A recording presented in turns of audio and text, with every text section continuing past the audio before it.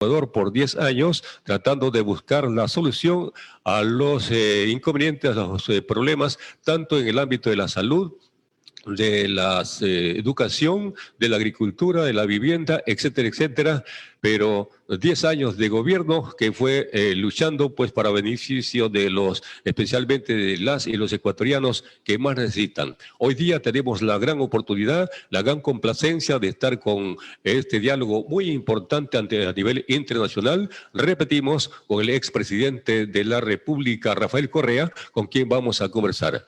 8 de la mañana con 4 minutos, 8 de la mañana y 4 minutos, amables oyentes, temas muy importantes que vamos a tratar sobre también pues las próximas elecciones que se realizan el 7 de febrero del 2021 y que bueno, ya estamos a la víspera, temas importantes, el por qué no participó, qué ocurrió, cómo están las cosas, qué piensa sobre la situación política del Ecuador, en fin. Eso sí, entonces, ya estamos listos aquí para conversar, pues exactamente, quienes habla el licenciado Daniel Vázquez, para conversar, pues conjuntamente también con nuestro tocayo de la capital de la República, Daniel Abad. Así que estamos listos ya, 8 con 5 minutos, 8 de la mañana y 5 minutos desde las instalaciones de Radio Burbuja 89.5, que hoy día tenemos la gran complacencia de conversar, pues, repito, que tenemos el saludo especial para el expresidente de la República de Ecuador, economista Rafael Correa. Un abrazo, economista, un placer tenerlo aquí pues, en los estudios de Burbuja 89.5 para los oyentes de Burbuja y por supuesto para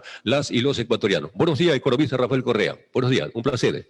No, el placer es mío, Daniel. Gracias por esta invitación. Un abrazo inmenso a Balsar, a Guayas, a la patria entera.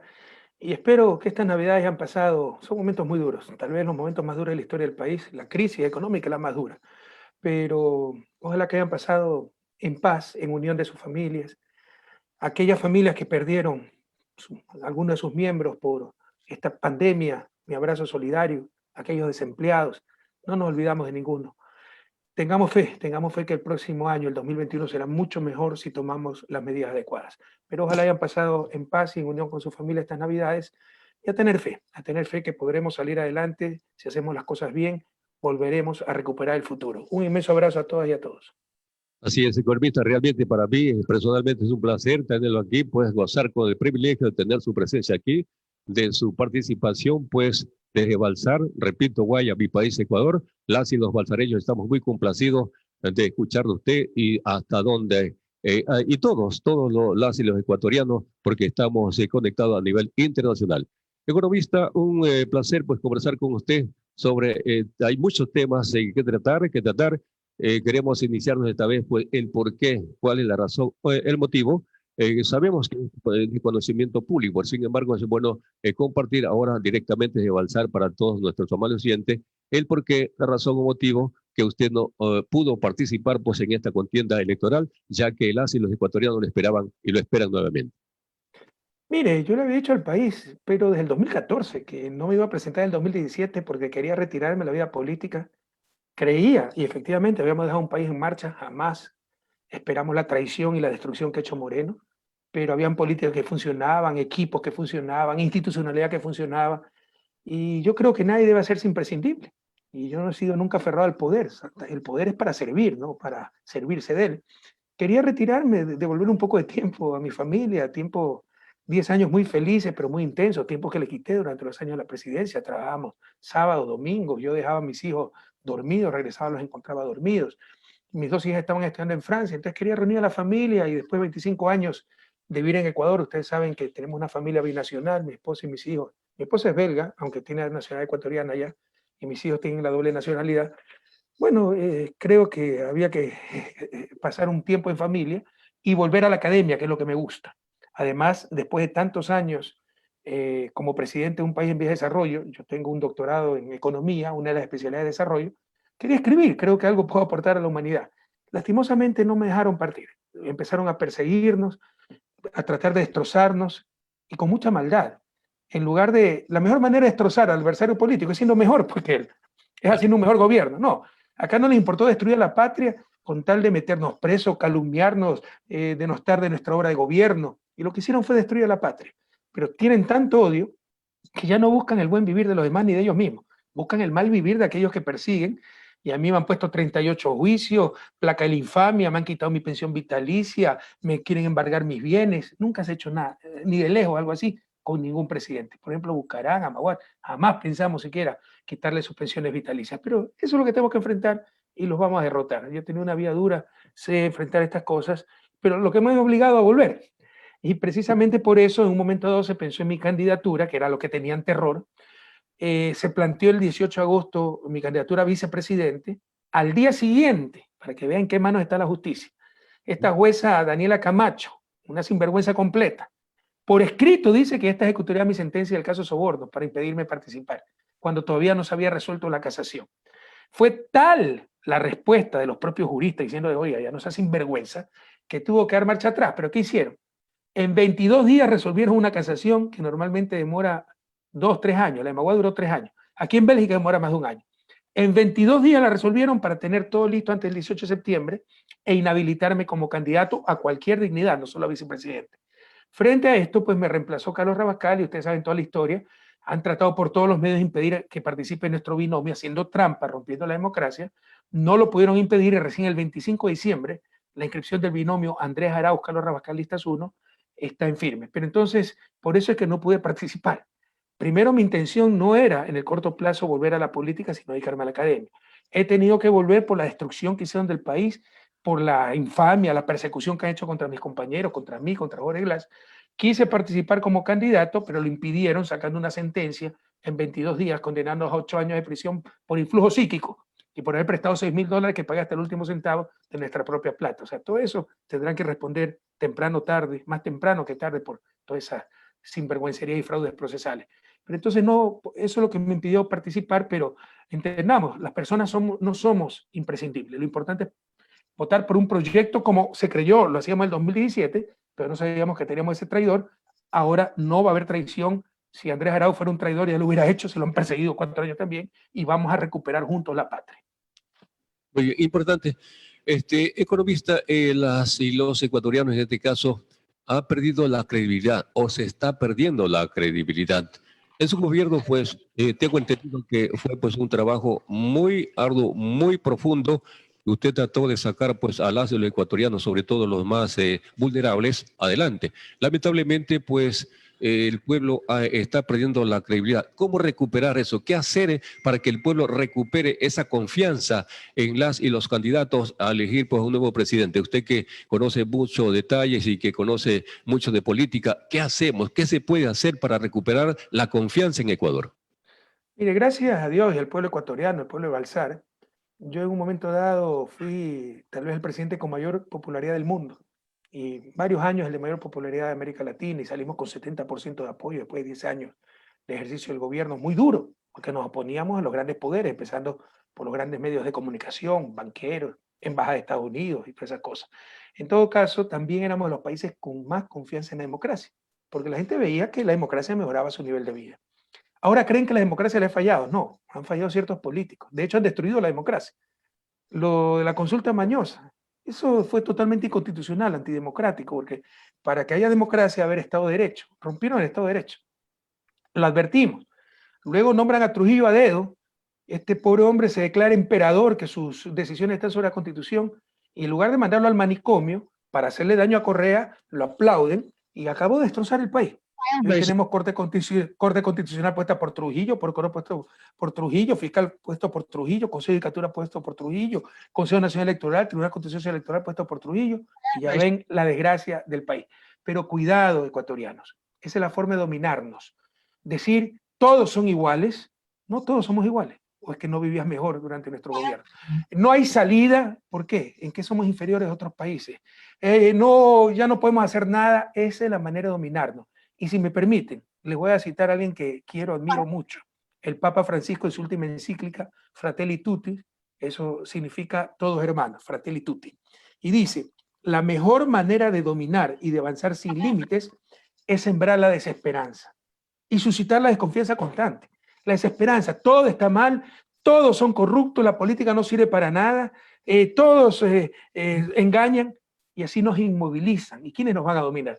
Teleamazonas, Ecuavisa, las cámaras de la producción, los banqueros, a no caer en esa trampa, a rechazar a los malos políticos, a la mala política, pero hay buenos políticos y hay buena política, como hay buenos periodistas y malos periodistas, como hay buen periodismo y malos periodistas. Y por si acaso, aún disfrazada detrás de la defensa de algunos valores, siembran esa desconfianza. La lucha anticorrupción, cuando los corruptos eran ellos, han perseguido a gente inocente y utilizaron la lucha anticorrupción como instrumento de persecución. A no caer en esta trampa. Ustedes saben que la mayoría de ecuatorianos somos gente trabajadora, honesta. Nosotros somos como ustedes, somos gente de clase media. Yo hubiera podido ser millonario si me hubiera dado la gana, porque gracias a Dios tuve acceso a la mejor educación. No soy tonto, me pude meter a banquero. Jamás me interesó el dinero. Fui profesor universitario, me preparé para servir a mi patria. A no caer en esa trampa. Es la manera de inmovilizarnos, es la manera de dominarnos. A volver a confiar en gente buena, que sí hay, gente buena como tú. Economista, muy importante el tema. ¿Qué hacer? ¿Cómo hacer para salir de este hoyo que nos está consumiendo cada día más? Que vaya candidato, que vayan a representar pues Ecuador, no todos, como usted dijo, son así, hay buenos y malos ciudadanos, en fin, vayan a representar el Ecuador con una conciencia, con un sentimiento cívico patriótico. ¿Qué debemos hacer? ¿Qué se puede hacer para que a futuro esto vaya cambiando? De mí siempre esperen optimismo. Soy un optimista enfermizo, como siempre digo, y espero que esa enfermedad sí sea contagiosa, pero nunca esperen mentir. También soy muy realista. Estamos en la peor crisis de la historia del país. Para ponerlo en perspectiva, en el año 99, esa tremenda crisis que produjo la migración, decrecimos 5.4%. Ahora vamos a decrecer 11%, más del doble. El próximo gobierno no va a recibir un país, va a recibir ruinas. No podemos arriesgarnos. Tenemos que ir a lo seguro, a esas políticas que dieron tanta prosperidad. ¿O es que Baltar vivía mejor ahora que antes? Que dieron tanta prosperidad a los pequeños agricultores, a los ganaderos. Por supuesto no hemos resuelto todos los problemas, pero los arroceros no vivían mejor, los maiceros no vivían mejor, los ganaderos no vivían mejor. No se intentaba mejoramiento genético, mejoramiento de semillas, no se daba crédito, no se hacía infraestructura, no se tenía la unidad nacional de almacenamiento, no se ponían precios de sustentación, que no en verdad tratamos de proteger y fomentar la producción, el empleo. Hay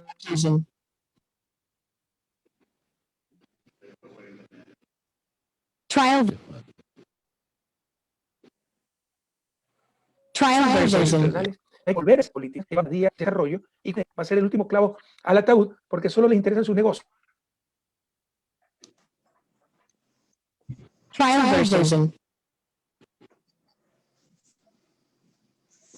No solo mandar la plata afuera y dejarnos. Nosotros creemos que con las políticas adecuadas y algo de suerte, en 2 años habremos superado la crisis. ¿Eso qué significa? Volver a los niveles de vida de antes de la crisis.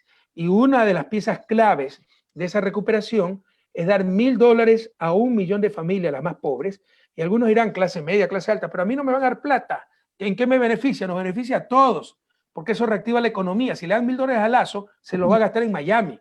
Si le dan $1.000 al pequeño agricultor de Balsar, va a ir pues a la tienda de Balsar a comprar pancito.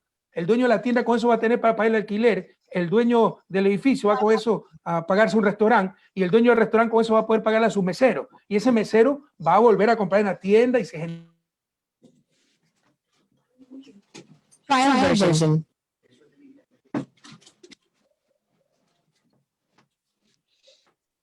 Círculo virtuoso de reactivación económica. Y algunos dirán, $1.000 millones, ¿esto significa? Los grandes empresarios se endeudaron en dólares afuera, el Estado adquirió esa deuda, le pagaron al Estado en sucres y el Estado pagaba en dólares, significó $1.300 millones para los grandes empresarios. En una economía de 17.000 millones, es decir, que cerca del más del 8% de la economía. El salvataje bancario nos costó más del 20% de la economía. Ahora no se puede gastar menos del 1% para los más pobres. A otros con esos cuentos. Y de esas tenemos algunas medidas presupuestadas, calculadas, porque somos expertos en esto, con las medidas adecuadas. Y un poco de suerte, que siempre se necesita en la vida, saldremos adelante y en 2 años habremos superado la crisis. Qué bien. Economista, hablemos del tema de las próximas elecciones que se realizan el 7 de febrero del 2021. ¿Cuál es su apreciación? ¿Cuál es su opinión? Y sobre todo, su agrupación política, ¿qué grado de porcentaje de tendría? Gracias a Dios, a nivel de binomio, todas las encuestas serias, pues no, también está ese dato, pero las encuestas serias nos ponen primeros y de lejos. Hicieron todo lo posible para que no nos inscribamos, no lo lograron, no es que no quisieron, no pudieron. Nos eliminaron lista 5, que fue el partido que nos prestaron para las elecciones del 2019. La ganamos, las elecciones regionales del 2019, locales. Eliminan lista 5, dijeron, ya los aniquilamos, ahora sí nos van a tener cómo participar.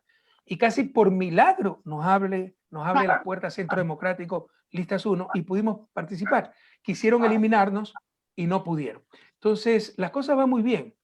Están desesperados. Han tratado de postergar las elecciones, tratando de meter a Novoa a última hora para forzar una segunda vuelta, porque incluso las encuestas dicen que gastamos en una sola vuelta. Pero no nos confiemos, esta gente va a hacer lo imposible para evitar que el pueblo retome el poder, y verán que van a sacar un escándalo de correa narcotraficante, van a sacar, le van a poner droga a alguien, billete bajo la cama, algún escándalo están planificando, porque no nos van a dejar ganar. Y tampoco obviemos el fraude, la posibilidad de fraude el 7 de febrero, así que hay que tener mucho control electoral. Pero a nivel de binomio las cosas van muy bien, a nivel de asamblea también, pero hicieron ahí una trampa, porque no les importa el país, les interesa ganarle a Correa, tener su espacio de poder, seguir con la corrupción. Cambiaron el método de asignación de escaños. Antes era el método de Hunt. Usted, para tener primera y segunda asambleísta, tenía que ganarle 2-1 al que le seguía, 40-20%. Cambió al método de Wester, ahora tiene que ganarle 3-1, 40-13, que es mucho más difícil.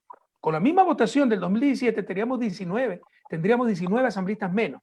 Esto dispersa las fuerzas en la asamblea, va a ser más difícil la gobernabilidad, pero evita que se reconstituya el país, evita que podamos lograr una mayoría para derogar todas las leyes nefastas que nos han impuesto, y obviamente también potencia la corrupción, porque si antes exigían por el voto un hospital, ahora no va a exigir 3 hospitales. A esta gente no le importa la patria. Así que yo les pido, es momento, no de izquierda a derecha, correísmo, anticorreísmo. A los anticorreístas, qué daño que le eche el odio, no sé ni por qué me odian. Pero bueno, alguna razón tendrán, pero qué daño que le eche el odio. El odio no lo construye, solo destruye. Es momento del amarillo, azul y rojo. Necesitamos ganar presidencia y mayoría en la asamblea para recuperar la patria, para recuperar tu patria, para recuperar esa senda de prosperidad que vivimos del 2007 al 2017. Economista, bueno, hay que ser optimista, ¿no? Hay que ser optimista. En caso, pues, de llegar, pues, a la presidencia de la República, su agrupación política, ¿cuál sería su plan de trabajo? Ya tienen el qué, cómo y para qué, con qué recursos lo van a hacer. ¿Cuáles serían las principales obras que realizarías? Mira, primero, no sé si les dije, no somos listas 1, porque éramos lista 35, ya no somos lista 35, se nos la robaron los traidores de forma ilegal. 3 veces impidieron que nos registremos como Revolución Ciudadana. El 2019 nos dio espacio Compromiso Social lista 5. Eliminaron Compromiso Social lista 5. Nos abrió las puertas lista 1 y nos inscribimos con lista 1. Finalmente devolvieron lista 5. Entonces somos listas 1-5. Es facilito. En la papeleta para presidente, vicepresidente, para asambleísta, era una papeleta largota. Es la primerita. El primer casillero marca. Y siempre solo una marca.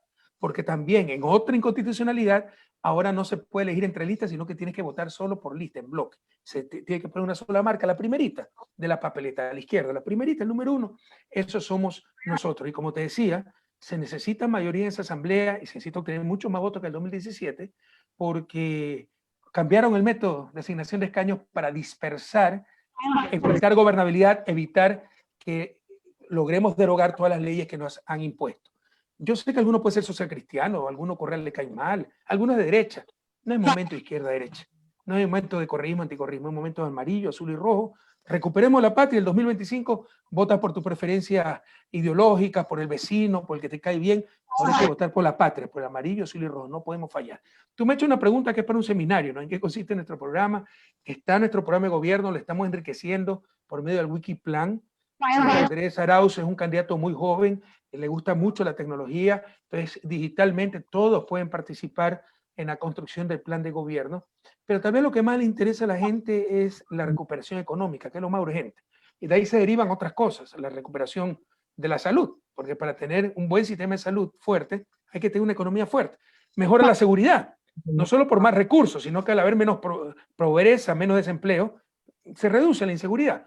Entonces el núcleo de esto es el empleo, el ingreso, recuperar la producción, la agricultura, la ganadería, y para eso tenemos un programa de 8.475 millones de dólares, ya con fuentes de financiamiento identificadas, que consiste en 1.000 millones, como te decía, $1.000 de transferencia directa a 1 millón de familias, Todos están recomendando esto, CEPAL, Naciones Unidas, el propio Fondo Monetario.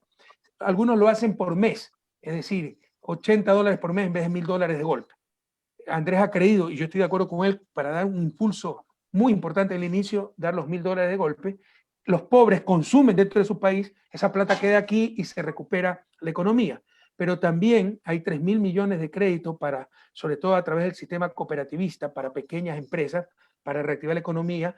Hay todo un programa de copago de la planilla de trabajadores para recuperar el empleo. Muchos restaurantes, hoteles han cerrado, que vuelvan a recontratar a esa gente y por un tiempo el Estado ayuda a pagar la nómina, como se está haciendo en Argentina, como se está haciendo en otros países. Y también hay un programa muy importante, transferencia a gobiernos locales, que son grandes ejecutores, hacen obra, alcantarillado, agua potable, eso da empleo, pero también recuperar la inversión pública, que es altamente generadora de empleo. Todo eso está en el plan, lo tenemos estimado, presupuestado, identificada la fuente de financiamiento, y apenas lleguemos al poder, pues si estos no han hecho alguna trampa, porque seguramente están haciendo alguna trampa, y si ganamos, nos van a dejar alguna trampa para que fracasemos. Si todo marcha bien, pues aplicarás el primer día de gobierno este plan. Muy bien, economista. Realmente me satisface mucho conversar con usted. Tenemos muchos temas que tratar porque el pueblo lo quiere escuchar y escuchar su propuesta, su planteamiento, porque sabemos que usted es un alto dirigente política a quien usted dirige. Vamos a darle paso a nuestro compañero desde la capital de la República, al licenciado Raúl Muñoz, quien Daniel Abad, perdón, quien tiene preguntas también por usted, mi estimado economista. Así que damos paso al tocayo Daniel Abad, desde la capital de la República.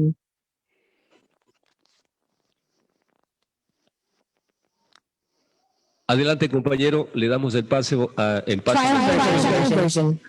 Daniel Abad desde la capital de la República para conversar, que converse pues con el economista Rafael Correa, con quien estamos tratando temas muy realmente es un placer conversar con usted, pues esta no será la primera ni la última vez. Cuando usted necesite, cuando usted quiera, estamos para conversar con usted. Llámenos para difundir sus palabras, sus pensamientos, sus requerimientos, que aquí Balsar pues quiere escucharlo, y que Balsar, Ecuador, mi país, y con mucho gusto. Reiteramos la invitación desde la capital de la República para nuestro compañero Daniel Abad, pues que se comunique se comunique con nosotros para que Rafael Correa.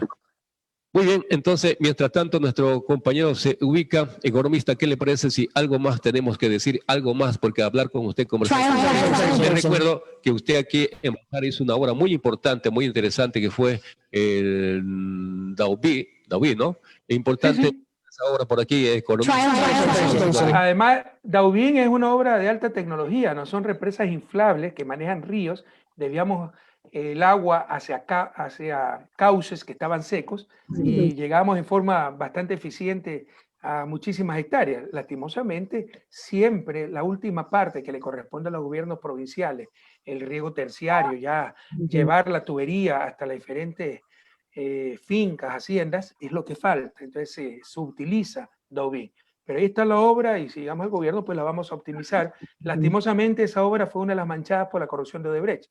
Pero por si acaso, ¿cómo ustedes pueden creer, para que vean la farsa en la lucha anticorrupción? Más de 3 años presos Jorge Glass, no han descubierto un centavo.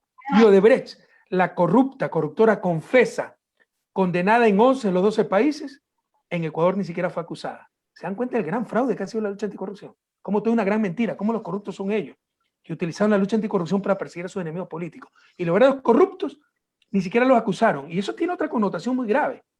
Ahora nosotros nos están embargando las casas, todo eso por recuperar 7,5 millones que nadie ha visto. Es mentira todo, de perjuicio al Estado. Bueno, Odebrecht perjudicó al Estado en centenas de millones de dólares y no le podemos cobrar un centavo, pues porque ni siquiera lo acusamos. Si llegamos al gobierno, tendrán que responder por todo esto. Estos son unos criminales, los corruptos, siempre fueron ellos. Así, economista, realmente esa obra fue de vital importancia, porque hablar de esa obra es hablar de la ganadería y agricultores que somos pues netamente nosotros de balsareños. ¿Y qué digo balsareño? Los ecuatorianos de nuestro país es eminentemente agrícola. Economista, Es una obra lindísima, Dovin, y de alta tecnología. Mire, no sé si ustedes están escuchando un ruido Try Something en inglés, porque parece que es una versión de prueba. Ustedes lo escuchan, yo lo escucho. Si yo lo escucho, no hay problema. Me preocupa si ustedes lo están escuchando. así, bueno, en ciertas ocasiones sí, muy poco. Si puede manifestar algo, no hay problema, nos puede indicar detallar profundamente algo más. No escuché bien precisamente porque sale esa grabación que es del programa Try Something. Sí, así es. Bueno, le decía que es importante conversar con usted, un tema muy, muy importante. Economista, hay muchos temas, presidente, muchos temas importantes. Bueno, quiero... Pero mira, Daniel, no hemos hablado de la pandemia, sí me preocupa, porque aquí también ha habido negligencia criminal. Miren, lo principal va a ser reactivar la economía. Pero por Dios, no podemos permitir en la historia del país que nos vuelva a pasar lo que pasó estos últimos 4 años. Un traidor inepto destrozó, infiltrado, destrozó la economía con el aplauso de los medios de comunicación, de los grandes empresarios, los banqueros, traicionando la democracia, rompiendo la democracia, y no pasa nada. No, tendrán que responder para que no vuelva a pasar en el futuro. Alguien dirá, pero si usted mismo lo propuso. Sí, nosotros propusimos a ese Lenín Moreno que decía que la Revolución Ciudadana era la leyenda, que iba a continuar con esas políticas, a ese Lenín Moreno que fue el representante personal de Ban Ki-moon, el anterior secretario de Naciones Unidas, frente a los discapacitados, a ese Lenín Moreno que fue candidato a premio Nobel, a ese Lenín Moreno fue que apoyamos.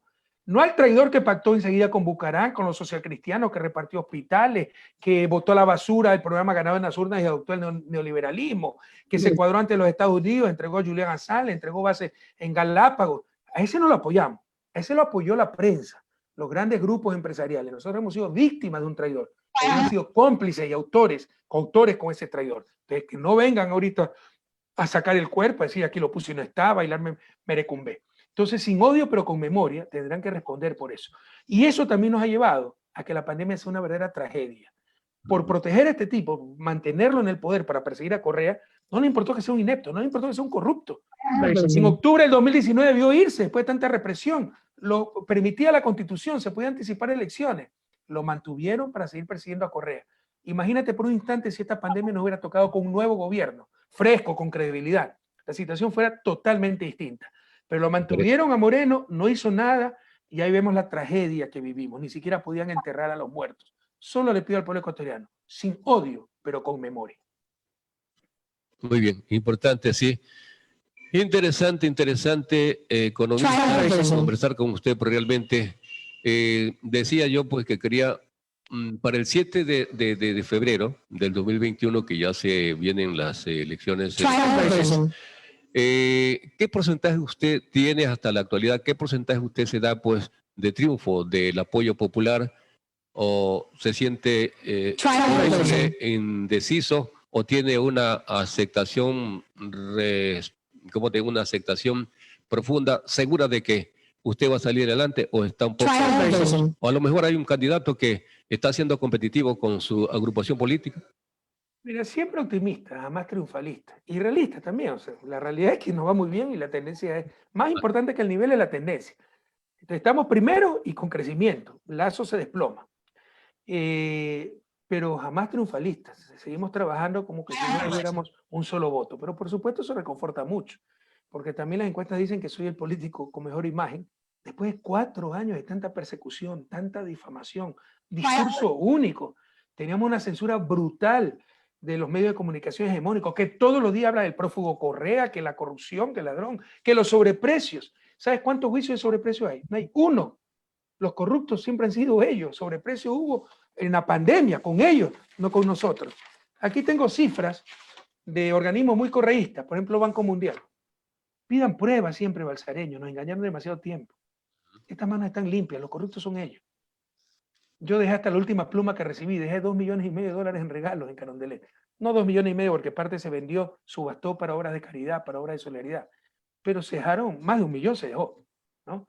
El Rolex de $200,000 que me regaló el Emir de Qatar y todas esas cosas. O fue el de Arabia Saudita, ya ni me acuerdo. Un Rolex con diamante, de oro blanco, impresionante. Entonces, y se hizo un museo con eso. Y dejamos a Carondelet como el museo más visitado del país y con esas joyas. Hoy ya no hay visitantes, las joyas quién sabe dónde estarán, pero sí hay placas de la infamia. Así han destruido la patria. Y los corruptos siempre fueron ellos. Estas son cifras del Banco Mundial, que demuestran que en el 2006, 15, esto puede entrar, a los jóvenes sobre todo que son pilas para la parte digital, entren a la base de datos del Banco Mundial y verán que en el 2006, 15.4 de las empresas ecuatorianas declaraban que habían tenido que dar una coima. En nuestro gobierno, 2010, 1.7%. Pero agarraron este 1.7% para decir que todos somos corruptos. ¿Te imaginas? Qué sinvergüenza, ¿no? Acá tengo la cifra de otro organismo seguramente correísta, Transparencia Internacional, donde se ve que antes de nuestro gobierno, aquí está 2007 cuando entramos, le voy a poner una barrita aquí en el gráfico, la próxima. Sube en el ranking de corrupción, es decir, cada día más corrupto Ecuador. Llegamos al puesto 151, con nosotros descendimos hasta el puesto 102. Lastimosamente, los 2 últimos años, aquí es donde los Panama Papers, el caso de refinería que nosotros mismos denunciamos, el caso de Brecht, como esto es percepción, son encuestas de empresarios de percepción de la corrupción, sube un poco la percepción. Pero de todos modos, incluso con esta subida, redujimos 30 puestos en el ranking de corrupción. En 10 años, y pueden verificar los jóvenes, fuimos el país que más descendimos en el ranking de corrupción. Es decir, que más avanzamos en cuanto a transparencia. ¿Y cuál es el primerito aquí? Redujimos 30 puestos. El que más avanzó fue México, 51 puestos con el neoliberalismo. Esta es la realidad. Los corruptos siempre fueron ellos, pero utilizaron a los medios de comunicación para hacerles creer que si había una obra mal construida era corrupción. Le hicieron creer al país que reajuste de contratos, una escuela del milenio costaba 4 millones, pero faltaba el camino que tenía que hacerlo el municipio y no lo hizo. La calle la hacíamos nosotros, costaba 4 millones y medio millón más, sobreprecio. Eso no es sobreprecio, eso es reajuste de contrato. ¿Sabe, Daniel, cuántos juicios por sobreprecio hay? No hay uno. No hay uno en nuestro gobierno. Ahora sí hay, con las mascarillas y fundas de muerto, pero en nuestro gobierno no hay uno. Pero te hicieron creer todo eso. Nunca más es engañar por esta prensa corrupta. Aprendamos la durísima experiencia. Lo único que querían era mantener a Moreno como el títere para perseguir a Correa porque me consideran su enemigo. Y yo no es que soy enemigo del periodismo, mi hija es periodista. Soy enemigo de los malos periodistas que nos han robado el bien más preciado para una sociedad, que es la verdad. Sin la verdad no tendremos democracia ni siquiera desarrollo. Así, economista. Oiga, ya se nos acerca el tiempo. Bueno, en el tema de educación, por ejemplo, dése cuenta que Balsar, pues, tiene un cantón con 117 años, no tenemos universidad, no hay terminal terrestre, falta mucho que hacer. Si se ha hecho, pues falta mucho que hacer por hacer, como usted sabe, manifestar palabras muy, muy interesantes, muy filosóficas, muy importantes y que se basan en la realidad.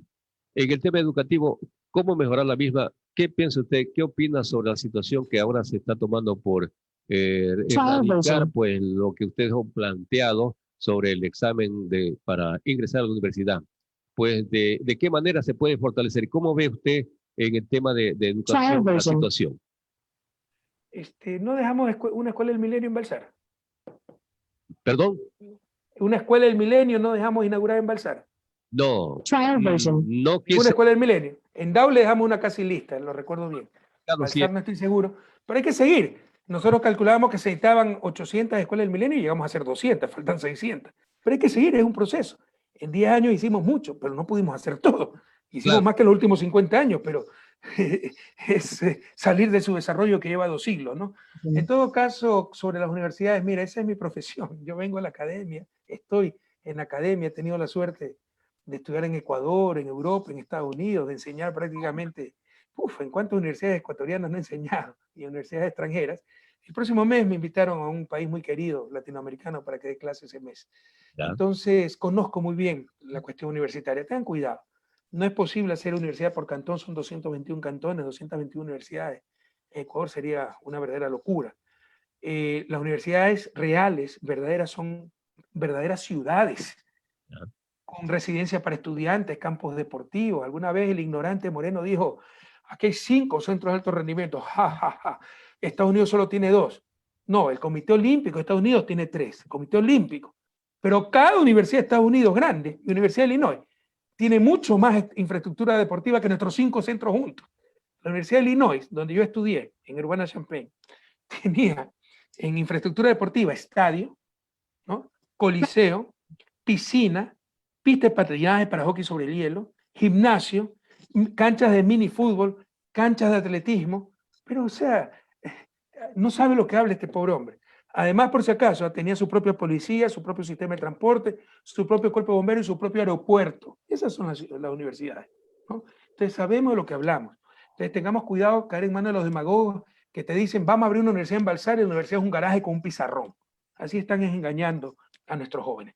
Son verdaderas ciudades que ojalá una de esas ciudades esté en Balsar, pero que no pueden estar en cada cantón y no es que la universidad va a cada rincón del país, sino que cada rincón del país hay que dar las posibilidades que sí tienen la capacidad académica puedan ir a la universidad, porque son inversiones demasiado grandes, como Yacha, que están queriendo destruir. Primera idea. Segundo, no deje que nos gane la mediocridad, por favor.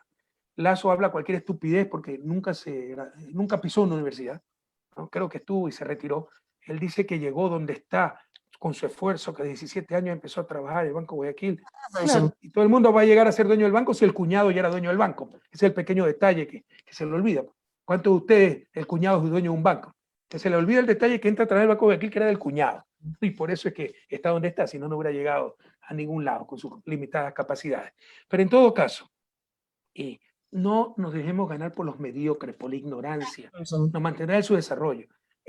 Sabemos lo que decimos, porque sabemos de academia. Y si no mejoramos universidad, no tendremos desarrollo. Y vean qué universidad de primer nivel no tiene examen de ingreso. No solo eso. Ahora nos quieren hacer creer que antes había ingreso libre. ¿De qué ingreso libre me hablan? Nunca ha existido. Había ingreso caótico. Para empezar, la universidad pública, balsareños, pilas, escuchen, y dígame si estoy equivocado. Para empezar, la universidad pública era pagada por... ¿De qué libre ingreso me hablan? Si los pobres así hayan sido Einstein, así hayan sido unos genios, no podían entrar porque no tenían plata pues, para entrar.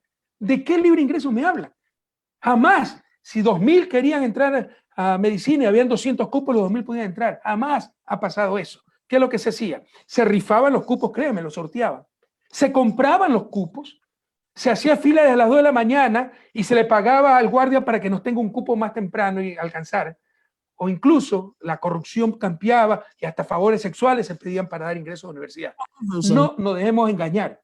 Ahora es por méritos, es un examen bien diseñado para no perjudicar a los sectores rurales, a los sectores que vienen de sistemas, lugares donde hay educación más deprimida, de menor calidad. Se toma sobre todo, es un examen diseñado para aptitudes, ¿no? Y se entra por méritos en función del puntaje. Y esto nos quieren regresar al caos anterior, además, vendiendo grandes engaños, porque han reducido pues, el presupuesto de las universidades. Entonces dicen, ahora va el libre ingreso, entonces ya los 2.000 que aplican para medicina, ahora hay 200 cupos, van a tener los 2.000 cupos. ¿Y dónde sale el presupuesto? Y han aumentado ya la plata para las universidades. Todo es un gran engaño. No se dejen engañar. Y cuando vengan estos farsantes, tan solo pregúntese, compañero, cuando vengan a criticarme, a decir que Correa hacía todo mal, tan solo pregúntense, ¿cuándo vivía mejor Balsar? ¿Cuándo vivía mejor tu familia? ¿Cuándo vivías mejor tú? Ahora que hemos tenido 4 años de las políticas de estos sinvergüenzas, o durante los 10 años de mi gobierno. Si fue durante los 10 años de mi gobierno, no te deben engañar. Y el próximo 7 de febrero, con alma, corazón y vida, todito uno, compañeros. Economista, la verdad que uno por hacer algo, a veces hay fallas, no todo es perfecto, el único perfecto es Dios. Y por hacer lo mejor uno a veces comete su falla. O sea, nadie es perfecto. Lo que te quiero decir es que por hacer uno comete ciertos errores, pero la intención... Eso es obvio. Aquí, oiga, ¿cuál es el mejor jugador del mundo en los actuales momentos?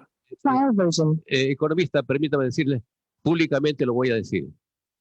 Reconozco, a usted le tengo que agradecer porque cuando usted dijo que en la educación mínimo tendrían que ser licenciados, me pareció muy bien. Cómo las personas se matricularon, sacaron su tesis de licenciado, se prepararon más, y eso yo tengo que agradecerlo públicamente porque soy uno de los que esa tesis la cogí, la puse en práctica y la educación mejoró. La educación mejoró, o sea, eso ayudó a que las y los maestros se profesionalizaran más, sacaran su título de tercer nivel, porque un educador debe ser, pues, preparado totalmente con conocimiento básico para que vaya a ilustrar, a guiar, a enseñar, a acompañar a sus estudiantes. Muchas gracias. ¿Cuál fue el título de su tesis, licenciado? El título de mi tesis es el licenciado en Ciencia de Educación. Entonces, lo saqué y Me ayudó muchísimo, muchísimo, y a muchos compañeros más. El Entonces, programa de becas, muchos hicieron maestrías en España y hay y que pues, seguir. Lo más importante en la cadena educativa es el maestro. Es el más, maestro. Maestros capaces, preparados, puede enseñar hasta bajo un árbol, como enseñaba Sócrates. así es. Ojalá pueda enseñar en espectaculares escuelas del milenio. Pero si tengo que escoger entre escuelas del milenio o buenos maestros, me quedo sin lugar a dudas con los buenos maestros. Pero voy a hacer una reflexión, porque usted dice, hubo errores. ¿Cuál es el mejor jugador del mundo en los actuales momentos? Así es. Messi, ¿no? Es que Messi nunca se ha comido un gol. Y si no se hubiera comido nunca un gol, no me diría a mí que es el mejor jugador, no, me diría que es banco, que nunca ha jugado un partido. Claro. Los que hemos jugado muchos partidos y somos goleadores, de repente nos comemos un gol. Nosotros hicimos 100.000 millones de dólares de inversión, centenas de escuelas, decenas, 52 hospitales nuevos repotenciados, miles de kilómetros en carreteras, hidroeléctricas, internet banda ancha, tendido eléctrico, transmisión, puertos, aeropuertos. Por supuesto que algo puede salir mal. Y por supuesto que no le puedo decir nada a Moreno. Si no ha hecho nada, no ha puesto un adoquín. Entonces no se dejen engañar por esas cosas. Es lo que hablábamos al inicio. Generalizan esas cosas, cogen la escuela que tuvo problemas entre las centenas que fueron un éxito, para decir todo está mal, lo público no sirve, y con eso nos dominan, nos inmovilizan. Jóvenes, sobre todo, a no caer en esa trampa. A tenernos fe, como nos tuvimos en el 2007, miren cuánto avanzamos. Recuperaremos juntos la patria.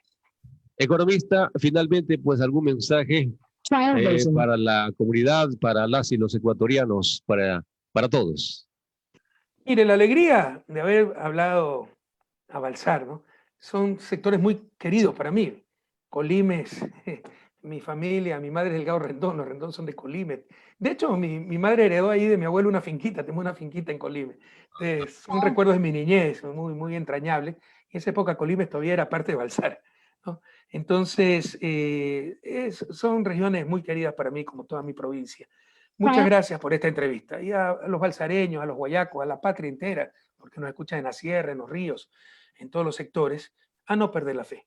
Lo hicimos una vez, lo volveremos a hacer. En 2007 encontré un país destrozado, con migración, desmotivado, galimatías, acuérdense el Fondo de Solidaridad, un desastre. Petroecuador estaba tan en crisis, se la llevaba tan en peso la corrupción, que tuve que declararla en emergencia y meter la Marina de guerra. Pero ya la gente se olvida de eso, ¿no?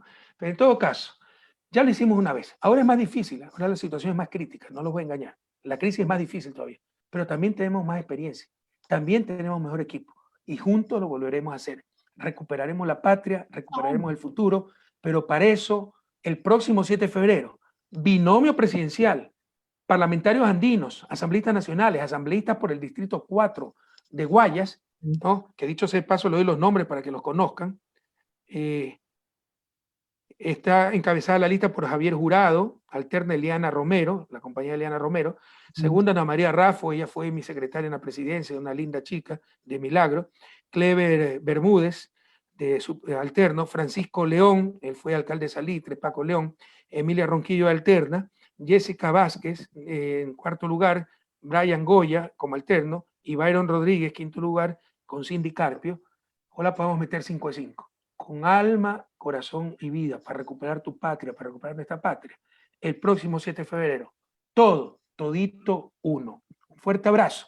Que pasen una linda velada de Año Nuevo y a no perder la fe. Lo hicimos una vez, juntos volveremos a recuperar la patria. Muchas gracias, economista. Pronto retorno a su tierra natal, Colimes, Balsar, mi país, Ecuador. Ha sido un placer. Las puertas y los micrófonos de Burbuja 89.5 están abiertas para cuando usted desee conversar con mi país, Ecuador, con Balsar específicamente y, por supuesto, Colimes, que tengo entendido que es su tierra donde vivieron sus progenitores, recordada tierra. Bien, economista, un abrazo muy grande para usted. Estamos gracias hablando. a usted. Sí, gracias. Muy amable. Hasta pronto. Feliz año. Gracias, igual manera. Gracias, muy amable. Pase bien. Que Dios me lo bendiga. Bueno, amigos, estamos entonces así, hemos culminado la entrevista muy especial, exclusiva con el economista Rafael Correa, expresidente de la República de Ecuador. Pues temas muy importantes sobre la salud, la educación, la proyección en cuanto al tema político.